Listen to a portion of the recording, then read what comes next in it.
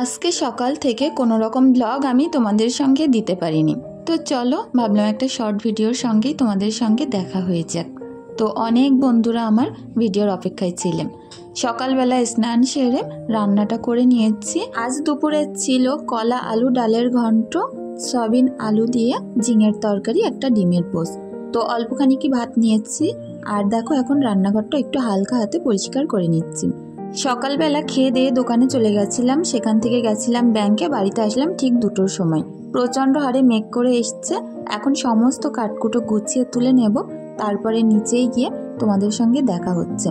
তাড়াহুড়ো করে তুলে এখন চলে এসেছি দোকান থেকে যে জিনিসপত্রগুলো এনেছিলাম সেগুলোই তোমাদের সাথে শেয়ার করছি। এগুলো তুলে নিয়ে শরীরটা প্রচণ্ড ক্লান্ত লাগছিল। এখানে একটু বাতাসে তার সঙ্গে ইসবগুলির ভুসি খেয়ে নিলাম। আর দেখা হচ্ছে তোমাদের সঙ্গে সেই বিকালবেলা। সকলে ভালো থেকো। কাল ঠিক 10টায় নতুন ব্লগ আসছে। ধন্যবাদ।